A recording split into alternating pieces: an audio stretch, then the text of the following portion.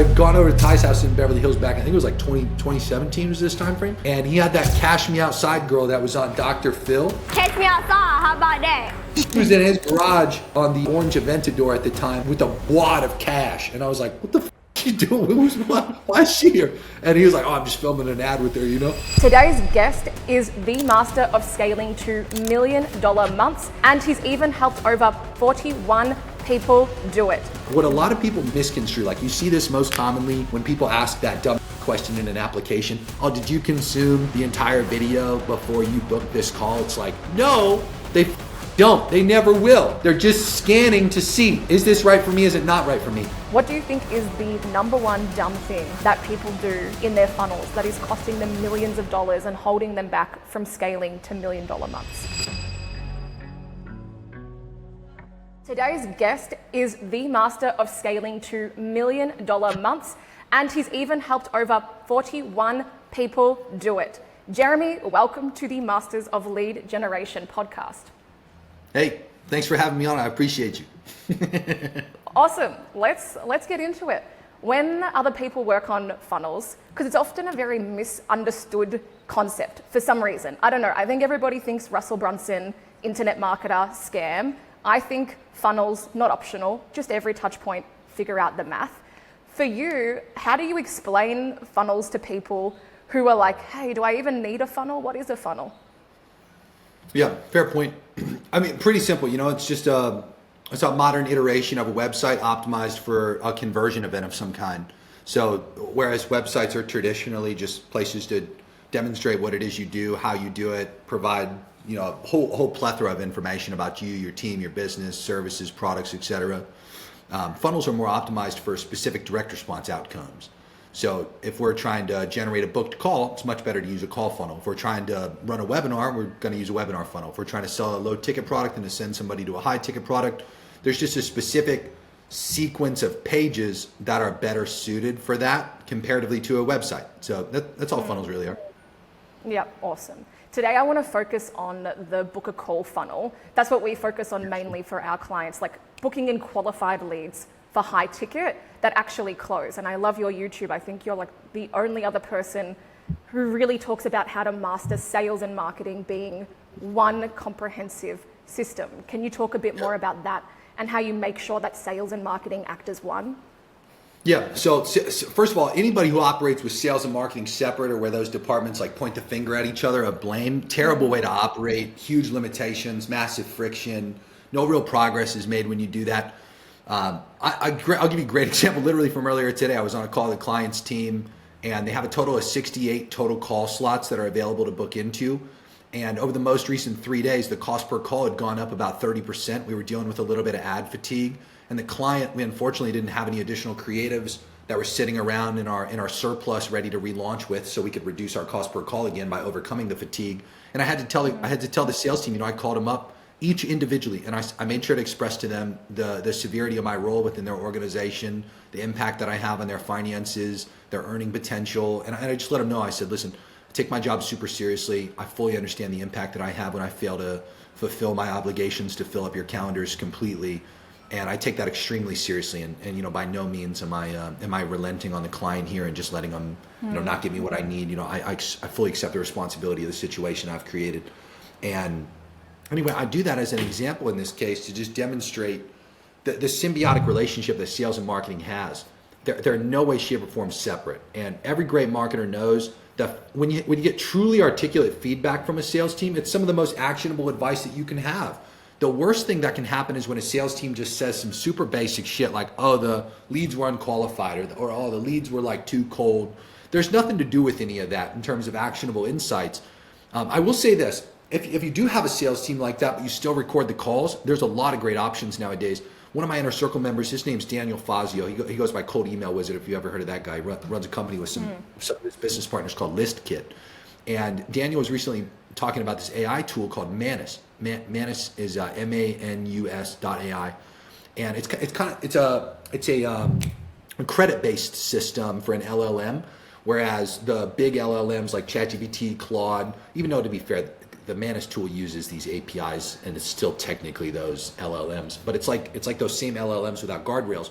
Simply put, we will take all of the sales calls that are happening, and with the right prompting, we can feed them into a tool like Manus that doesn't have guardrails. That's a credit-based LLM. And we can get a tremendous amount of feedback. And the cool part with what Manus does, and this is an example of what Daniel was talking about, and something that he put us onto as a mastermind group, was he had visualized the data as well into like little pie charts and bar graphs, and showed the frequency, that specific, very actionable reasons that can improve the marketing process to help bring in more qualified leads, better framed leads, expose the specific components of back-end selling systems that need fixed and tweaked and optimized further. The point being, like, ideally we get actionable insight from the sales reps where they give us something that we can actually use and work with and therefore make improvement.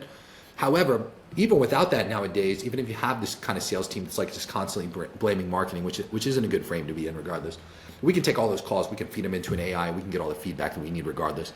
But anyway, point being, when you're not in the blame game and you're actually working together to drive a lot more revenue into the organization that you're working with, you will typically keep morale a lot higher. You'll reduce the friction, and both parties truly need to trust each other. When we're in a relationship with a sales team and they don't trust our ability to fill their calendars, they won't perpetually hire, and therefore we won't be able to perpetually scale. Sales teams typically take like 3 to 4 weeks to hire somebody, get them onto the calendars, and then give me the opportunity to book into those additional calendar slots to make more money for the organization, and therefore make more money for ourselves and the sales team too. If they just perpetually trusted us with their capacity to fill up the calendars every time they hire a new rep, we'd have a consistent scaling process rather than like an every other month scaling process. So simply put, if your sales and marketing team don't trust each other, you could be limited to scaling only 6 times a year, assuming that you only get to scale every other month. It really slows everything down, and there's a lot of friction between those two departments. You know what I mean? Absolutely. And this is the thing, right? Most marketers have never done sales, so they don't actually understand it. Yeah, true. Like, that's the problem, right? Like, I started cold calling, my first job out of like college, uni, loved it, fucking loved it. And then did like telco sales, agency sales, whatever. But you don't actually understand what it's like, most marketers, to have to take a call, and then they kind of belittle the sales team. And often the sales team, and I can say it, are dumb, and they can't actually give you the feedback. We just brought on a client doing $600K a month. You'll love this. Show up rate 48%, close rate 11%. Like fucking bananas. No good, right? But we put all those sales calls through. Yeah, like bad. And you change one number in the economics, just fix the show up rate, and you've added millions of dollars. And so like we were doing our thing with all of the sales calls through AI. And literally, you can just build an AI prompt sales manager, and it tells us straight away, your closers are presenting price before they're sold. These leads are not educated, and they're like blah, blah, blah. And it's like, here's your problem. I figured it out in like an hour. Now let's go and fix it, right? And build those feedback loops. Yeah. What's been your favorite campaign or client you've ever worked on? Yeah, great. Dude, I've had a whole bunch, but there's so many high-level deals that we've done over the years. But time and time again, like arguably my most favorite that I've ever done, when people sneeze, I say, "Tai bless you." It's got to be Tai Lopez for sure. There's just too many high-level lessons that I've learned watching Tai up close over the years. And it's very interesting how Tai just does deals in general. Like Tai probably has 40 marketers at the same time. And he does, in most instances, like these 90-day deals with people where he'll have them come in for whatever their specific role and function is in his life and business. And his even just his testing strategy alone it's like remarkable. Like Tai, I'll give you a great example. Like there was this program that he sold over 400,000 people into, and at that time it was like a lesson of Amazon. He had 50 different prices for the thing at the same time, or like I think he whittled it down to somewhere in the 30s for the total different price points that were being split test across the board. And I just remember thinking, I was like, how the fuck are you, why? I've never seen anybody else do more than like a basic split test at the same time, And the way that he operates, just the other day was, I think it was May. It was either May or April. I'd gone out there to Beverly Hills, and I had a wedding I needed to go to. And Tai was in town at the time, and he was like, "Oh, I'll come over to the new place." And it was like a block over from where he had previously lived. And he had this like massive, out of respect for the place, it was an actual mansion, it was fucking huge. And I showed up, and there was like nothing in the house other than just desks. It was in the like smack middle of the Beverly Hills flats, and the entire home, besides the master room that had a bed and like a traditional closet that he was showing me, had like all these books laid on the floor in the master room. But the rest of the literal entire house was just a work environment for all these people that he had physically located in Los Angeles. And simply put, nobody's operated at the consistency of scale that Tai has with like how he chooses to operate and like the polarity that he has in his life. At the same time, the following month, I'd then gone to his farm out in Virginia. And when I showed up to that place, it was like meeting a completely different person. It was hilarious. Like, this was like a family home. He had like his kid's height written on the wall. Like, his mom lived in the back of one of the other houses on the property. We went and did like a 3-hour tour. He had like a farm dog running around with us chasing deer, you know? And he's like still himself at the core, but it's just extreme polarities and such a high level of operation, and just getting to witness it up close has been hands down the most unique deal that I've learned the most from over the years, for sure. Just nobody does it like Tai, you know? Yeah, and he's one of the OGs that still operate today, right? Like, a lot of people have come and gone in the DR space, and he's one of the ones that are still, you know, and even all the people that hate him, I'm sure they've never actually done one of his courses. They've just read some Reddit threads of other people who have never done his courses, right? Oh, it's a great lesson. It's a great lesson of the propaganda spectrum, which to your point, like, I had an old boss that used to say, half the country has to hate you to be the president. And it's so true. Like, when you reach like a high level on the spectrum of human awareness, like, all you're really doing is just having people generate opinions of you on the fly. And the more awareness that you have and the more attention that you have, typically the better off you are and the better off you end up nowadays. There's all kinds of terrible people that are like actually terrible people that have gotten a tremendous amount of attention, and then they launch like an OF, you know, or then they launch like, you know, some like crazy product, just money grab, and they still make tens of millions of dollars. A great example of this is actually a girl that I met through Tai. I'd gone over to Tai's house in Beverly Hills back, I think it was like 2017 was this time frame, or maybe 2018. And he had that Cash Me Outside girl that was on Dr. Phil. And Bad Barbie. She was in his garage on the orange Aventador at the time, like with a wad of cash. And I was like, what the fuck are you doing? Why is she here? And he was like, oh, I'm just filming an ad with her, you know? And anyway, that girl went on, and you know, she as an example launched an OF, and she did like what, $50-something million. Something. And it goes to show, like, she didn't get attention in like a great way. She got attention on Dr. Phil essentially threatened to beat people up and, you know, acting a little ghetto. And again, my point being is it's a great thing, and Ty's a great example of that. There's a book that I believe he referenced when I've talked to him about that over the years, and it's called The Courage to be Disliked. It was a phenomenal book, by the way. It's a great read, a very unique book too. But yeah, anyway, look, anybody who wants to operate at a serious scale in life, he's also a great example of that, in the sense that you're going to deal with that kind of stuff. Like, you're naturally going to get more of everything as you continue to scale. And the quantity of people that you have on that side of the spectrum that just absolutely hate you is honestly a direct reflection of the exact opposite, which is, imagine the quantity of people that are just diehard Tai people, just like me is a great example right now, sitting here yapping about them in a positive light. There's a lot of people just like me. And then the most important thing is, there's a huge unsold demographic in the middle that, through the constant awareness that they have, and you know, one data point, another data point coming their way, they grow into either the sold or the unsold demographic as time continues to pass. It's there's just so many lessons simply put in that deal. It's definitely one of my favorites.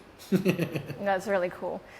Luckily, I've fully brainwashed myself on Dan Kennedy, so I don't give a shit when people say something. I get fucking worried if I put out marketing and there's no hate. I'm like, oh, I've been like lame. I'm being lame. Like, I haven't put out something anywhere good. But I think it's such a mindset thing that I see with so many of my clients, and I think it's what holds you back, right? Because they're too scared of being disliked. And then because all of their like status or their identity comes externally, and it's this like mindset thing that you have to crush, because if your self-worth comes externally, it's very, very hard to grow. And I've seen it. I've worked with like 1,000 clients. The ones that get past it, they know who they are, which I assume Tai does, and he just doesn't give a fuck because he's printing cash and helping the right people. And that mindset isn't holding them back. Is there anything else? With They're great mindset? opportunities, you know. Whenever Yeah. I'll give you a great example. Like I have a bunch of nice cars, and I'll occasionally get some dipshit that comments something like, "Oh, like you don't own those cars." Like, "Oh, they're just rentals." And it gives such an awesome opportunity just to hard flex and take the unsold middle and sell them. And it's done in so many different ways. One of my other favorite deals to reference for that specific point, we have this guy's name's Tom Cruise. Not the celebrity Tom Cruise. I mean, technically Tom, to be fair, is like a definitely very well known guy though. He's a Section 8 guy, Tom Cruise, and I love if you go to Tom's profile and you just look at his content. He is one of the best people at this, and he does it at an extremely frequent rate. I'll give you one of his most hated examples. So Tom will occasionally pepper in what he calls luxury amenities when he talks about Section 8 rentals. And you might not know what Section 8 is since you're from Australia. Section 8 is just a government subsidized lower income housing solution. So simply put, if you're below a certain income threshold, you can apply with the government and they'll pay for your housing to up to 100% of it. And therefore, long story short, Tom will market that he wants to buy houses that fit these types of tenants, and he wants the government to give him money in order to house these tenants, and then it becomes guaranteed rental income paid by the government, which arguably is the most consistent form of income that you're going to generate unless the government got shut down or something. Long story short, government's typically a little more reliable than tenants is the moral of the story for his main hook. Now Tom, again, he'll market these things, he calls them luxury amenities. So he'll be like, the core things that a Section 8 tenant house needs are blank, and what we'll do is if somebody wants these things that don't have to be added into a house, we'll literally rent them to the person on a month-by-month basis. These are things like a ceiling fan. Like he'll call it a luxury amenity, and then he'll add like $40 of rent that the person would pay since the government wouldn't pay it. And I don't know the exact list of things, but like the ceiling fan is one of the things that I remember like clear. I think he rents like screen doors as an example, as another luxury amenity. And obviously people get ravagely pissed when they hear that. They're like, "Oh, dude, you're like a fucking slumlord." And every single hate comment that Tom ever gets, he'll make a baller response video where he's got like his, I think out of respect to Tom, he just upgraded to an $8 million yacht. But at the time, most of these videos is a $5 million yacht. Or he's standing on like his $20 million house. Or Tom's got, like I have nice cars, like 4 nice cars. Tom's got like fucking 12 nice cars, you know? And anyway, moral of the story is he'll take every single possible hate comment that he gets, and he'll make these response videos which just promote his stuff and get more people in the unsold middle to become sold on him just by using all of these examples. So like moral of the story is Tai does this really well. That's why I bring up Tom as an example, because like Tai, great videos online that you can look at that are more long form. He'll debate his haters, and he'll simply put, like there's always going to be that demographic that's unsold. But through debating a hater and like allowing somebody who has an actual criticism of what he's talking about, what he does, to retort in real time, it's always so easy to overcome the people who just have these, you know, silly thoughts like, "Oh, every course seller is a scam," you know, or like, "Oh, you're fucking scamming." It's like, it's so easy to fucking respond to these kinds of things. And they're just layup deals in terms of the content opportunities that they provide. So not only quote unquote, like, do you get to know yourself more and become more certain and more confident?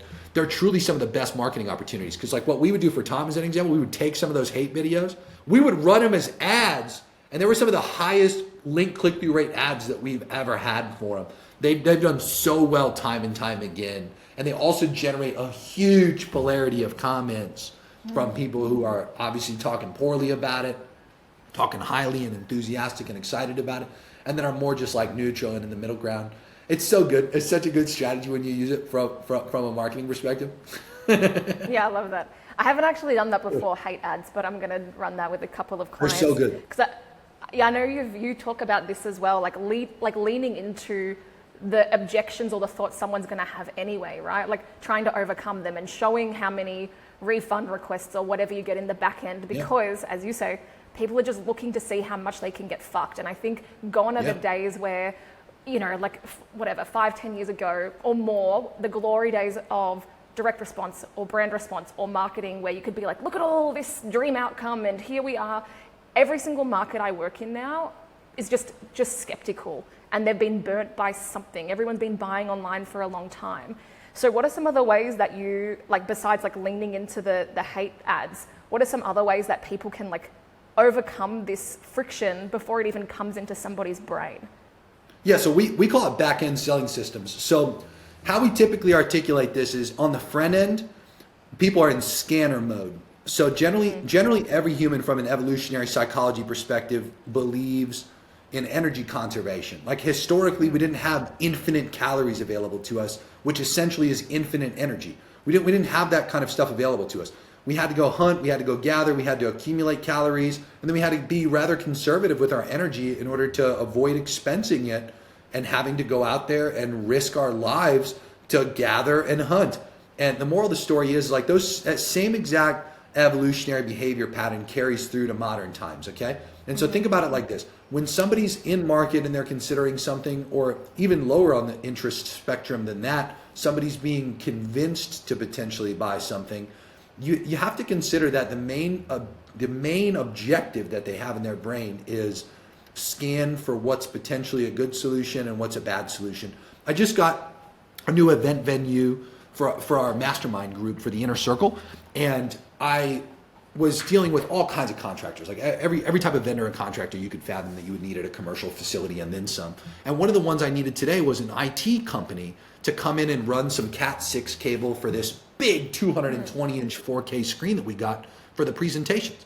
And I needed to just call some IT people. So I go on Google, I type in IT companies Miami, and all I'm in is just scanner mode. I click the first company. They clearly were bought by private equity. They try to fish every piece of information they possibly can from me. Mainly just not even things like, hey, what are you calling for? Like, what are you attempting to solve? You know, what's your problem? They just tried to collect personal information straight away. Then they put me on hold acting like they were potentially going to connect me to somebody. They came back and were like, oh, I'm sorry, I couldn't find anybody. And then they just attempted to fish for more information. Hung up. That wasn't for me. I'm in scanner mode. I've got like 10 other options.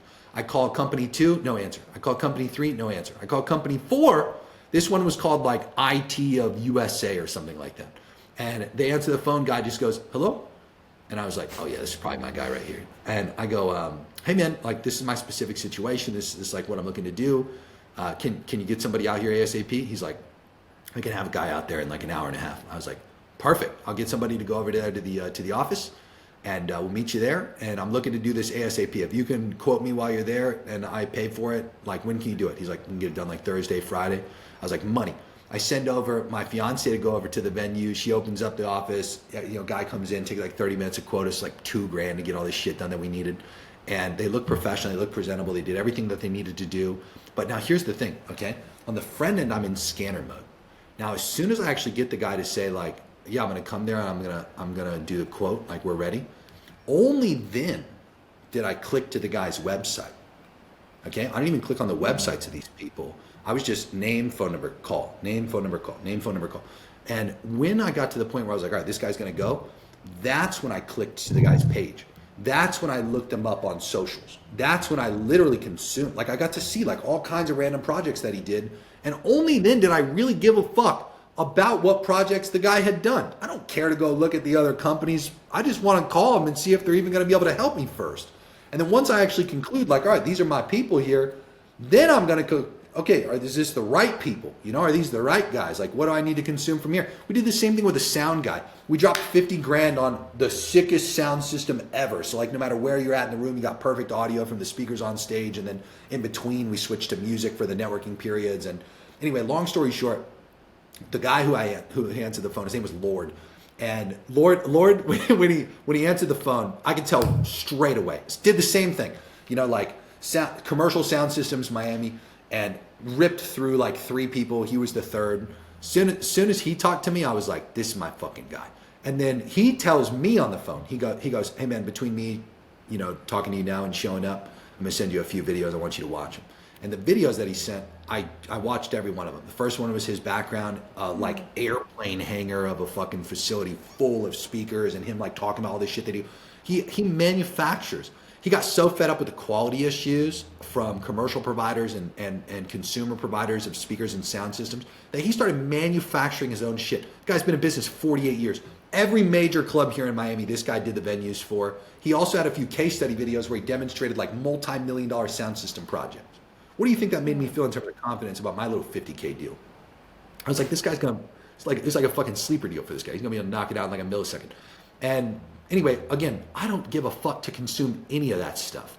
None of it at all, until I get to the point where I'm technically teed up, ready to actually do the deal. And so what a lot of people misconstrue, like you see this most commonly when people ask that dumbass question in an application, oh, did you consume the entire video before you booked this call? It's like, no, they fucking don't. They never will, because they're in scanner mode on the front end, okay? They're just scanning to see, is this right for me? Is it not right for me? And it's because it's rooted in this perspective of energy conservation, right? It's just energy conservation. Everybody innately has it in them. Everybody does it regardless of your awareness as to whether they do it or not. Everybody fucking does it. So from that perspective, the most important thing to do is put all of the information you actually want people to consume on the back end. That's why I call it back end selling systems. And we don't know which specific consumable is the preference of that individual. And so we do 4 of them specifically. We write it on the confirmation page. We throw a whole set of best practices at them, from breakout videos, like the one you referenced as an example, just showing refund rates and dispute rates, and like how many people have done business with you, how long you've been in business, and just how many deals you've done and the size of the deals. And to your point, like most people just emphasize the best fucking testimonials they can cherry pick, which isn't even compliant, which is a huge thing for literally every deal we do. They all give a fuck about the FTC because they all make a ton of money, and they rightfully so, they should.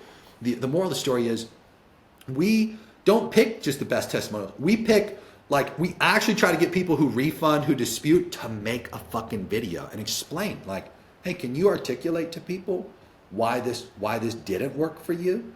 And it's A-okay to say whatever you want to say about your experience with us. And we'll throw that kind of shit on a page. And then it gives people the full spectrum, in addition to a bunch of other best practices, of course. And that's one of them. We do this thing, we call it the hammer them strategy. And so we take short form content, we take long form content, and we take very specific types of short form and long form content. And in between the time that they do something like book a call in the context of a call funnel, but you could do it for webinars before they show up to the webinar. You could do it for DM ads throughout the duration of the sales process. You could do it for low ticket to high ticket throughout the duration of the sales process, and all kinds of other random funnels. The moral of the story is we'll get a frequency target where we try to put, like, let's just say 20 pieces of content in front of a person in that tight time frame, and just hammer the fuck out of them with key pieces of information. Because again, here's the thing, like, you don't technically know what piece of information might be the one that gets that person to say, this is my guy right here. Like, I trust you. I want to do the deal with you. Like, but here's what we do know. We need to transfer certainty that we can help produce the outcomes they want, and we need to articulate that we understand the outcomes they want. And we need to give them that certainty, and that certainty comes in many different shapes, forms, and sizes. So, okay, anyway, third thing, value-dense email sequences. Rather than doing the annoying, like, hey, you got a call showing up, make sure we at this time, and we pepper that in, to be clear. But we mainly emphasize taking, again, the information that we actually want people to know that we believe is going to heavily influence the sales process, and people making it a priority. That's the underlying intent. The reason people don't show up, the reason that people show up and treat it like an education call instead of a sales call, the reason people have super long, drawn out sales processes is because, simply put, they don't give a fuck enough to do the deal right now. They have a lot of other things that they're prioritizing doing instead. And as a result of that specific issue, your intention with this back-end selling system is the right information leads to action. The wrong information or no information leads to inaction. And so the goal, simply put, becomes, let me attempt in all these different forms to reach this person with the right information. And by reaching them with that information, I have a dramatically higher probability to get higher show. Yeah, I got just this morning. His name's Cole. Cole says, I'll literally read it to you. So I say it word for word. He went from a 40% show rate to an 80% show rate. He goes, show rate from 40 to 80% with these back-end selling systems. Fucking nuts. And I asked him, I was like, which specific back-end selling systems did you do? His that had the most impact were the hammer them. He said, quote unquote, I barely did the confirmation page best practices, and then I did value dense email sequences. So for him, it was mainly the hammer them and the value dense email sequences. We've had other people we've taught the back-end selling systems too, where they typically do it in phases. Like, rarely do you just do it all at once. We had a guy, well, we actually had a handful of people do this because the confirmation page is relatively easier to do. It doesn't take as much effort. So again, from an energy conservation perspective, you're usually biased towards the easier things. So he does the confirmation page best practices, throws some breakout videos on there. It's like 5-6 videos, and bam, 32% lift in show rate. So again, it doesn't take all of them to get the impact, but we do all of them so we ensure with a high probability we get the impact. And then the last of which, beyond the value dense email sequences, is just what we call SDR best practices. So setter best practices, or you can have your closers do this. We believe that the salespeople have a specialized skill in this case, which is personalized outreach, personalized communication.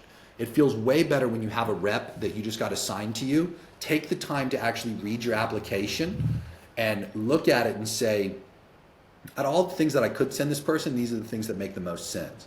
And it's easy to systematize this by having the business manager, the business owner, the sales manager, whoever you want to have do it that's knowledgeable of all the content that they could send, organize things based on some of the most common patterns that come through applications. And you could easily, especially in the age of AI nowadays with LLMs, you could take every application you literally ever had and feed all of that and say, find me the patterns, just tell me what are the most common pain points, tell me what are the most common reasons that people are coming through our application and having willingness to buy. And then again, you could even take that a step further to be clear, and with every application, have it go through AI, have AI summarize it in natural language and just say, this is what this person's most probable to care about. And it just serves the list of the content up to the setter to be able to reach out with. And from there, the setter or the closer, whoever does it, there's just all kinds of little things. But like an example, you could do selfie videos, all kinds of other stuff. But main thing being, you want to sound like a person. You don't want to sound like a robot. You don't want to sound like it's automated. You want to reach out and say, I looked at your application and I saw that there's XYZ that you care about. Out of all the things that we have a ton of shit that you could obviously go through. These specific things I picked for you are going to make the most difference and help you understand whether we're the right fit or not for you. And they'll help you with your problem too. They'll give you value either way. Because again, pre-call consumption is what leads to a higher probability of the call being a sales call instead of an education call. All of this and really every other content ad strategy I've ever conceptualized, well beyond the hammer them. We've been doing content ad strategies for more than a decade now. And long story short, they're all intended to replicate the organic sales process via paid ads. And so time and time again, what we see is the consumption that happens organically obviously serves up super hot layup deals on calendars all day.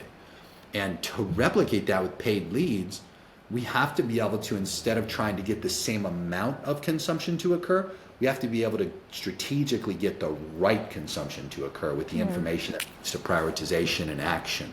And so you might have a few iterations, you might hit it on the nose straight away, but that's a huge variable for us, to answer your original question that makes all the difference for that. Does that make sense? Yeah, it makes sense. It's similar to like what we do, right? But no one thinks about all of these touch points and how you can leverage each one of these things. And no one thinks about how the sales starts in the marketing, going back to what you were speaking about earlier. It's one system, right? Like the goal is not leads, the goal is qualified leads who turn into buyers. And so oftentimes sales teams are complaining about quality of leads. Sometimes it's fair, sometimes they're lazy and they're just wanting more YouTube leads, right? But like to underline some of the things. They're like, oh, my YouTube, like, yeah, no shit, son. Like they probably watch like 100 hours of stuff. Like they've been brainwashed adequately.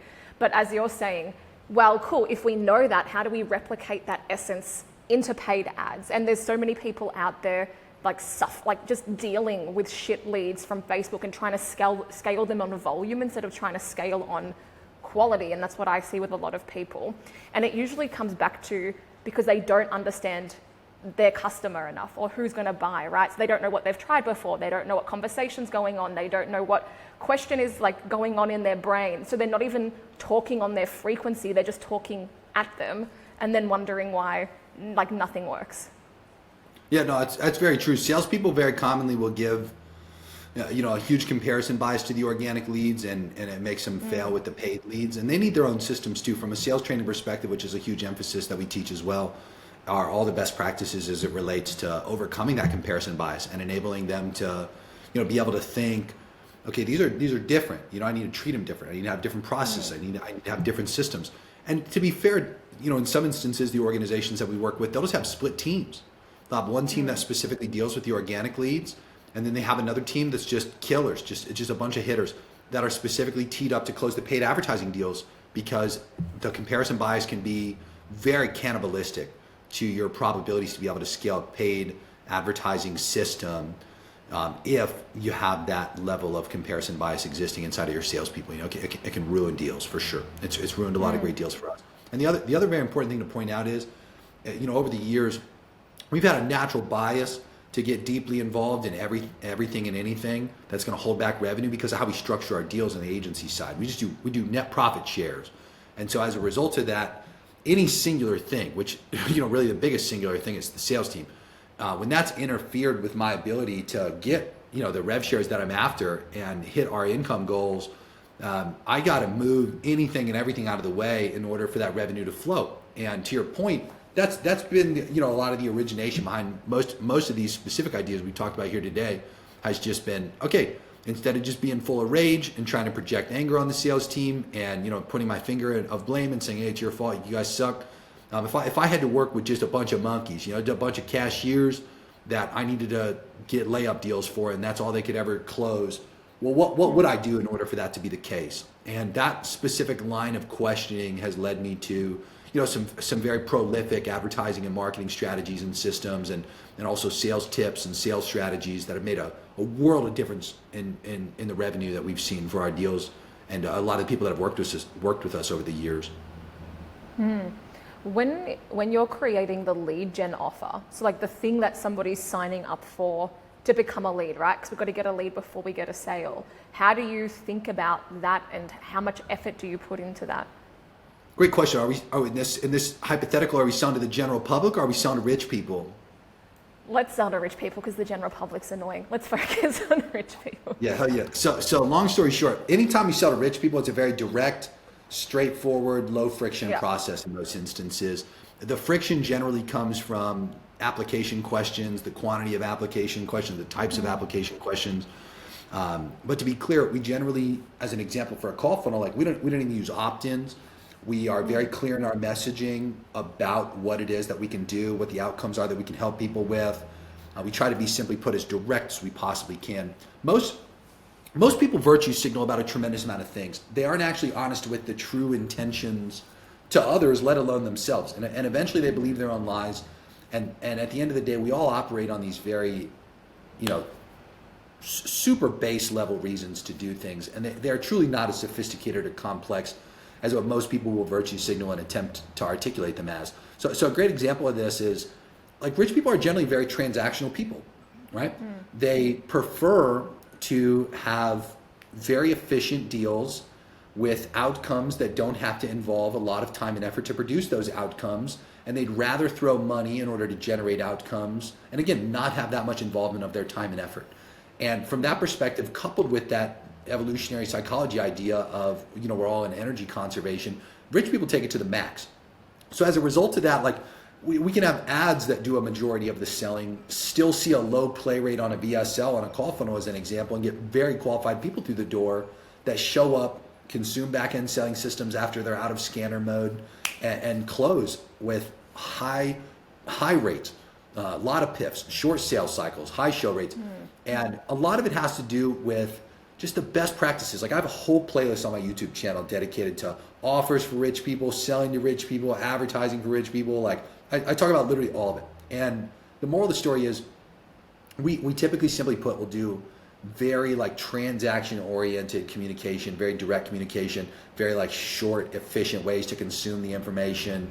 And from there, we push people to the action, which in this case would be filling out an application, raising your hand and showing that you're qualified.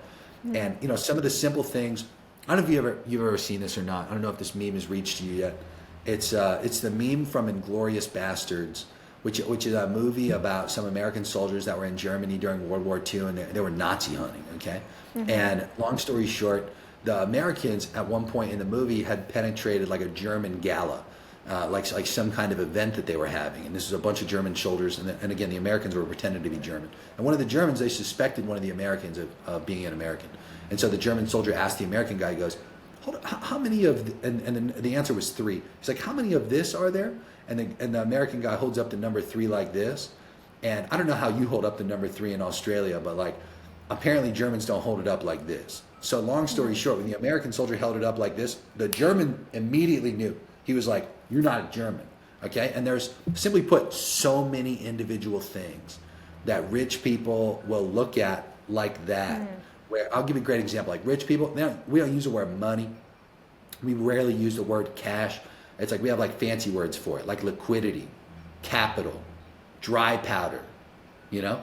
And just as a simple thing, it's like when you articulate just those words when you're talking about cash, instead of actually saying cash, and you use liquidity, capital, and you use these different terms, you're signaling to them that like you actually understand them and that you're one of them. There's all kinds of these little like subconscious things that can trigger somebody to be like, oh, you're not what you pretended to be.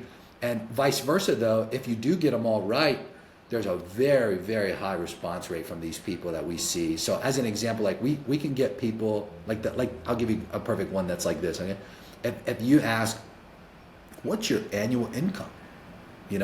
It's like they're not gonna fucking tell you your annual income. It's like it's such a silly question. You know what I mean? It doesn't signal to them that you actually understand. Like they're not gonna tell you that. And we've done polls. As an example, like in my inner circle group, where it was just all rich people, they all make a minimum of 100K. We got 24 guys in there that do more than $1 million a month. The average in there is like 300 to almost 400K a month now. So you get a lot of people that are in the high $100,000 range now that join in. And I asked them in a poll, I was like, if I asked this type of question in an application, like with your income range, how many of you would tell the truth? How many of you would lie? And 60% of them said, I would lie. And that's the moral of the story. So we have to get the right data through the application from a pixel conditioning perspective to be able to send it back to the ad platform and have it help bias towards more of the right people that we reach. But messaging, have you heard about Meta's update? They technically announced this in late April. It's called Andromeda. You can look it up on their newsroom, Meta Andromeda. And long story short, it was something that I believe in April didn't technically roll out. I actually think it rolled out this month in particular, in July, while we sit here and talk about this. Long story short, I think they fully rolled it out now. And it just talks about, they mentioned creative diversification and the need to have a lot of different, they call them themes, AKA environments, messaging, which obviously relates to hooks and just what you're communicating in general. And then they said something else, like just like the way you're dressed and like, the character essentially. Moral of the story is they then plug a like kind of testimonial is what you could call it, like a quote from a guy who ran an e-commerce company. And the quote was something along the lines of like, we were scaling, we were only at like 3 to 4 creatives a week and we went to 50 creatives a week. And like that gave us the consistency that we needed as we scaled aggressively. Cause like they'll never just straight up say, as I'm sure you're aware, of course, and everybody else watching this shit, oh, this is exactly what you need to do. They do these like roundabout things to imply what you need to do without saying it directly. But again, my point is, indirect communication for like inferring and saying the right things is a huge part of being able to communicate to rich people effectively, because most rich people don't actively just sit there and signal all day through obvious things. They use inobvious things to signal to one another. And they do care about status. They do care about signaling. They do care about letting other people know who are at the same level as them that they're on that key level, right? And they do that strategically because networking has a huge advantage to the amount of revenue that everybody can produce and just our overall value that we can produce from life. Point being, okay, you have to have the right systems and you have to have the right funnels that are geared towards the ideal demographic that you're attempting to convert. So like webinars still work with rich people, but like you better understand how to actually execute a webinar for rich people, okay? Because they are not the fucking secrets, they're not like you fucking using a bunch of fluff and framing tactics for 30 minutes of a 3-hour presentation. It's like, no, it's very different. It's very matter of fact and direct, and like, you have to actually sell the narrative a lot more. There's all kinds of best practices. Even with low ticket to high ticket ascension, it's like that can be a great funnel for a rich demographic too. But imagine, like I was in a room the other day at this mastermind that one of my clients had invited me to go speak at, and the client had sold all these people into the room at $35,000 a piece. And I asked him all a simple question. I was like, there were 2 people in the room doing $100 million as an example. By the way, one of them was selling cow feed to cattle farms. And then one of them was logistics, just in case you're wondering if we're doing the right thing or not. And anyway, she introduces me to the room, and then she leaves, and I was like, hey, all you guys spent $35,000. Who here bought something from this client at a lower price before you spent $35,000? And only one person raised their hand. And I was like, so that means every single one of you that are here right now, this was the first thing you've ever bought from this client? And it was $35,000, and all of them were like, yeah, like this is what made more sense for me. And I was like, and we had two ways you could have bought this.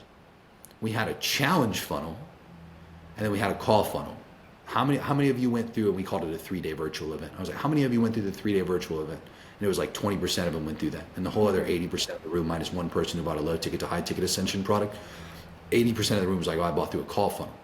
And so as an example, it's like what most people also get wrong is they have one specific conversion mechanism that they bias towards that might not be what your ideal demographic biases towards. I've had plenty of people come to me that are milking like some kind of low ticket to high ticket product thing.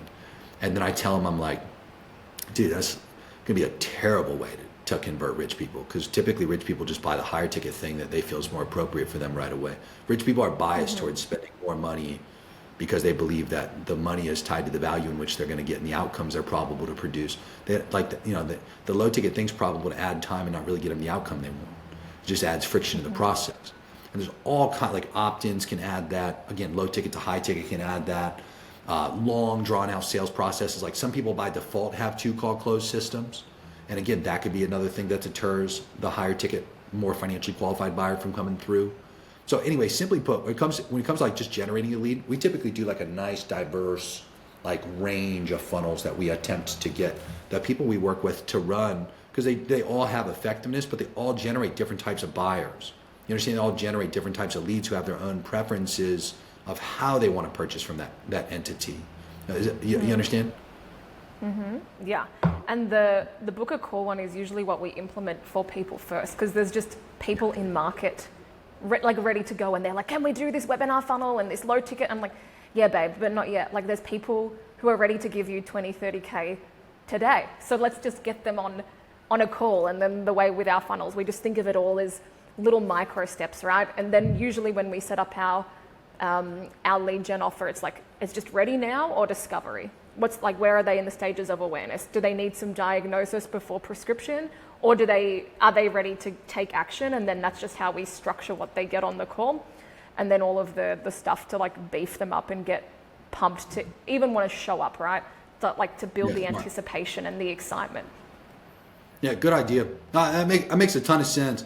There's also a huge difference in the math of what it takes to get a webinar funnel tested and successful comparatively to a call funnel. Like when you just do basic financial modeling and you look at the amount you can spend on a call funnel to see success with it, and it's a little more relenting. To be fair, it can be a little more easy on your wallet.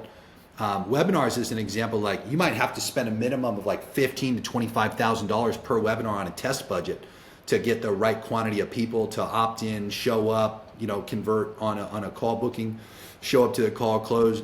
The moral of the story is a lot more steps and a lot more dollars that you have to risk. And then on top of that, you have a lot, depending on the frequency in which you do the webinars, you have a lot fewer iteration cycles to become successful with it. Even if you commit to a weekly webinar, you get 4 iteration cycles in a month. If you commit to, let's say, spending $1,000 a day or $2,000 a day, 30 to 60K budget on a call funnel over the course of a month, well, you get sales calls every day that your salespeople take calls.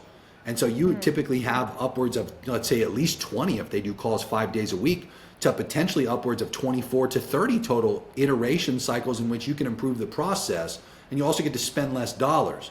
The issue is to be fair to the people who typically take these types of actions and risks, they've probably bought from a handful of agencies that have just been dumpster fire operations, churn and burn models, terrible at their fucking jobs.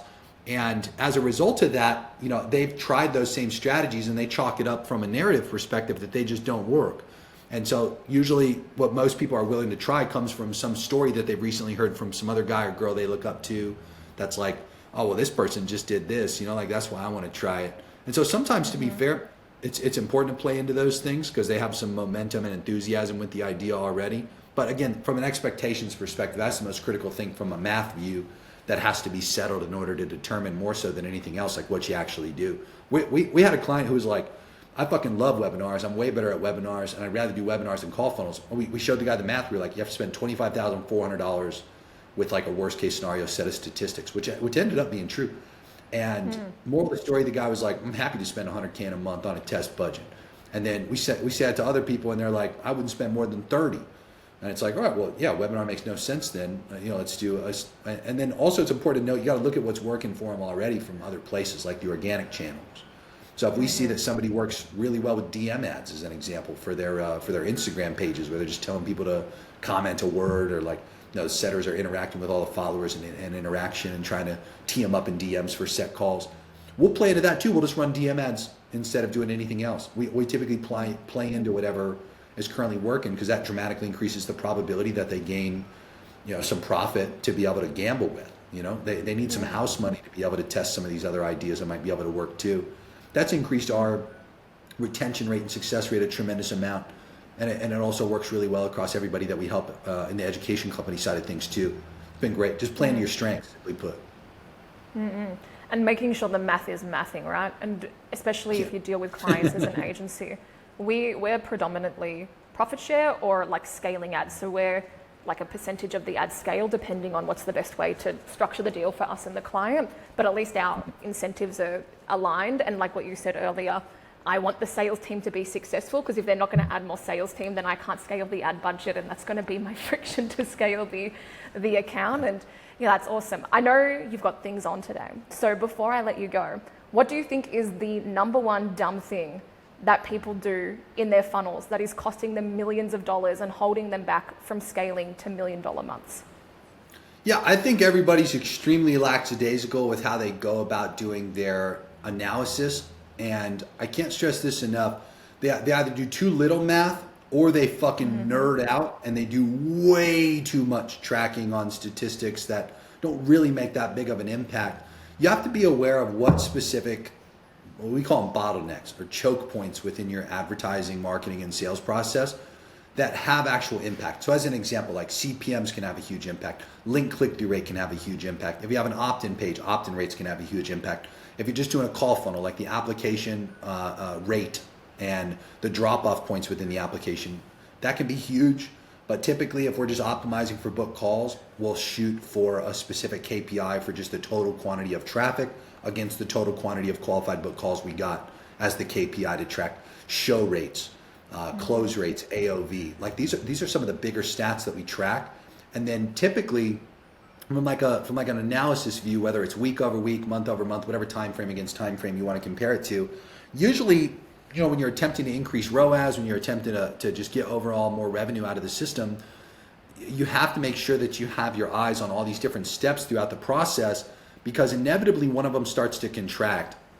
And then as it contracts, it holds back the revenue for every subsequent step that follows, because it's choked. And the higher up the funnel that it's choked, the worse every subsequent it's like compounds into every other statistic that follows it.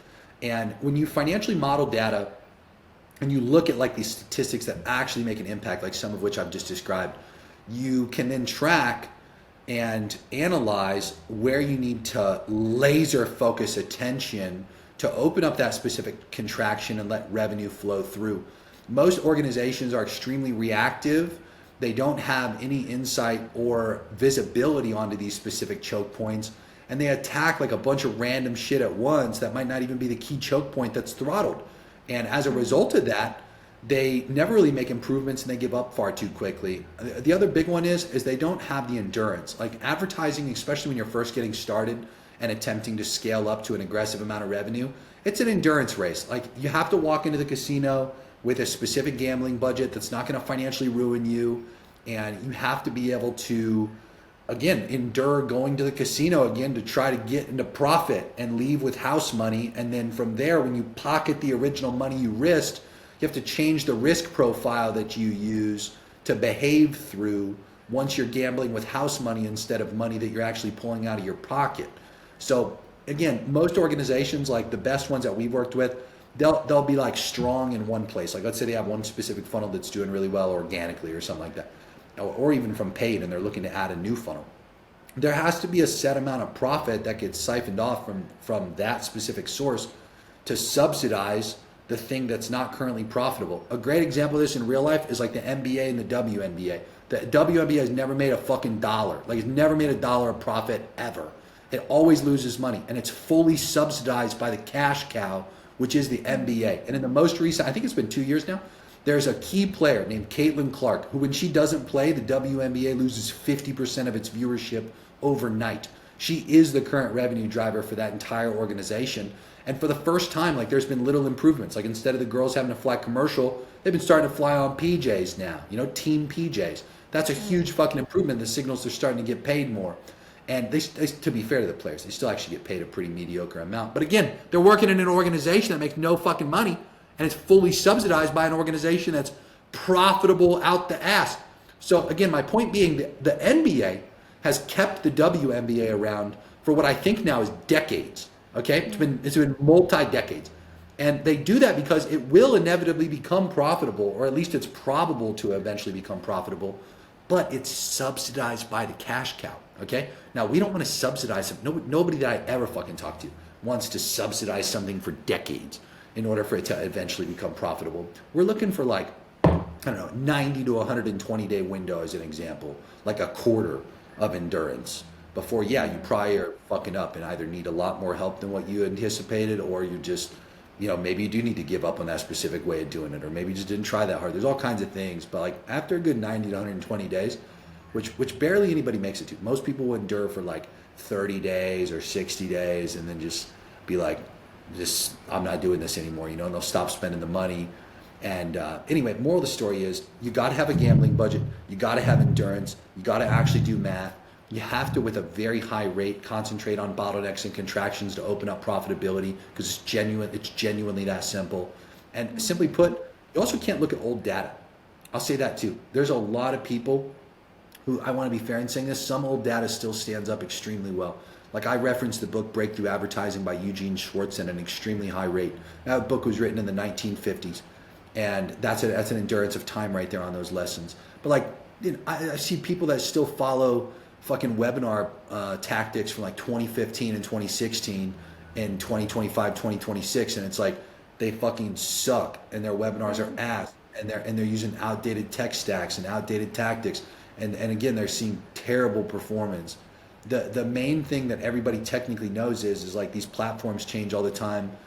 The way that you do things technically has to change all the time. You can't just grasp onto dear life for what historically worked. You have to be willing to update to the newest, latest, and greatest in order to truly be able to maximize revenue and results. Those would be the big ones I leave your people with. That's awesome. And it's just principles versus tactics, right? Breakthrough advertising is legit because it's persuasion and how to think about human psychology. Monkey brains haven't changed, still good. How to do webinars back in 2011, tactically, not the same. And so people are building their businesses around these tactics that are not based on principles. So we'll conclude your interrogation there. That was awesome, and I appreciate you coming on today. It's really cool to meet you. And again, I love your YouTube, and we share a client, and I saw you on Ryan's channel, and I just think you're super smart. So thank you for coming here and being super smart. Where can people find you after today? Just watch me on, if you're interested in these kind of things, just go to my YouTube and check that out. My Instagram is just my name, @Jeremy, and you follow me there. I'm pretty active there if you want to shoot me a DM or something. But yeah, just go to my YouTube and watch all this stuff. I put out some pretty strong bangers consistently, I agree. Thank you, by the way. I Bangers. appreciate the platform. It's an awesome opportunity to be able to meet you as well. And it's a pleasure to chat with you. Thank you very much.